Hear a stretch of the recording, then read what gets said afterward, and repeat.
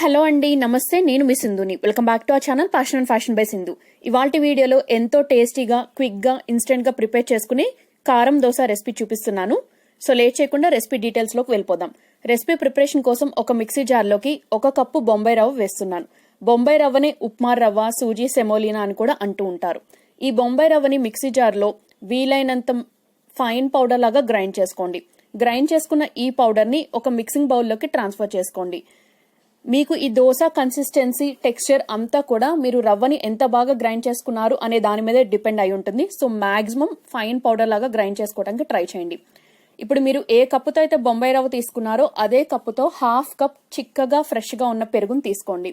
మీ రుచికి సరిపడా ఉప్పు అనేది వేసేసి అదే కప్పుతో 1/2 కప్పు గోధుమ పిండి వేసుకోండి. మీకు టేబుల్ స్పూన్స్ లెక్కలో చెప్పాలి అంటే 4 టేబుల్ స్పూన్ల గోధుమ పిండి అనేది వేసుకుని ఈ ఇంగ్రీడియంట్స్ అన్ని కూడా ఒకసారి గరిటె హెల్ప్ తో బాగా కలుపుకోండి.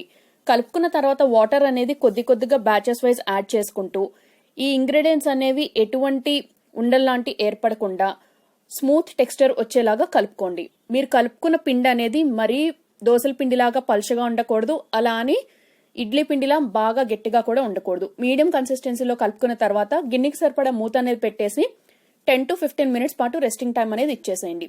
ఈలోపు ఒక బౌల్ తీసుకోండి. ఆ బౌల్లోకి 3 టేబుల్ స్పూన్స్ వరకు ఆయిల్ అనేది వేసుకోండి. ఈ ఆయిల్ ప్లేస్ లో కావాలి అనుకుంటే మీరు నెయ్యి కూడా వేసుకోవచ్చు.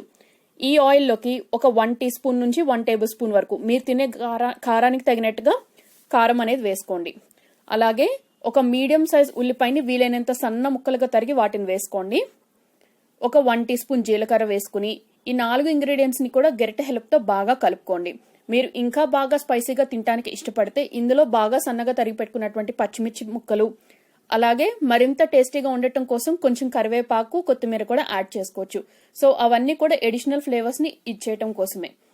ఇప్పుడు మనకి 1/2 గంట తర్వాత మూత అనేది ఓపెన్ చేసి చూస్తే రవ్వ పెరుగుని బాగా అబ్జార్బ్ చేసుకుని ఉంటుందండి.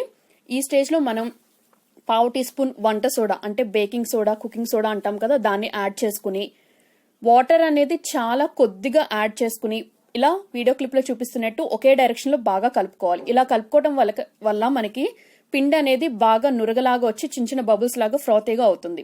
ఇప్పుడు స్టవ్ మీద ఒక పాన్ పెట్టుకోండి. పాన్ మీదకి ఎటువంటి ఆయిల్ తో గ్రీజింగ్ లాంటివి చేయాల్సిన అవసరం లేదు. డైరెక్ట్ గా ఈ పిండి నుంచి ఒక గరిటె పిండి తీసుకుని పాన్ మీద పోసేసి సేమ్ మనం దోశలు ఎలా అయితే వేసుకుంటామో అదే సర్క్యులర్ మోషన్ లో రొటేట్ చేయండి. ఇందాక రెడీ చేసుకుంటున్నటువంటి కారం మిశ్రమం నుంచి కొద్దిగా ఒక స్పూన్ హెల్ప్ తో దోశ అంతా కూడా స్ప్రెడ్ చేయండి. ఇది మీరు ఎంత స్పైసీగా తింటారు అనే దాన్ని బట్టి మిశ్రమం అనేది ఎక్కువ తక్కువ అనేది అప్లై చేసుకోండి. ఇప్పుడు దోశ చుట్టూ కూడా సైడ్స్ నుంచి ఆయిల్ అనేది కొద్దిగా డ్రిజిల్ చేయండి. ఇక్కడ ఈ ప్లేస్ లో కూడా మీరు కావాలంటే నూనెతో కూడా దోశలు అనేవి కాల్చుకోవచ్చు. సో ఒక సైడ్ గోల్డెన్ బ్రౌన్ కలర్ అయిన తర్వాత ఒక సర్వింగ్ ప్లేట్ లోకి డిష్ అవుట్ చేసుకోండి. ఈ గీ కారా దోశ అనేది మనం 2 సైడ్స్ కూడా ఫ్లిప్ చేసి కుక్ చేయాల్సిన అవసరం లేదండి. ఒక సైడ్ మంచి గోల్డెన్ బ్రౌన్ కలర్ గా రోస్టెడ్ అయితే ఒక సర్వింగ్ ప్లేట్ లోకి డిష్ అవుట్ చేసుకోండి.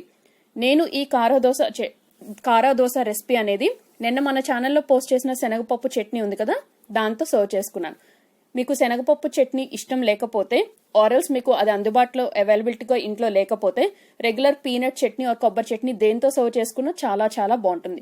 అందరూ తప్పకుండా ఈ రెసిపీని ట్రై చేయండి. ట్రై చేసి మీకు ఎలా కుదిరిందో ఫీడ్బ్యాక్ ని షేర్ చేసుకోండి. రెసిపీ నచ్చితే వీడియోకి ఒక లైక్ ఇవ్వండి, ఛానల్ సబ్స్క్రైబ్ చేసుకోండి, బెల్ ఐకాన్ యాక్టివేట్ చేసుకోండి. Thank you.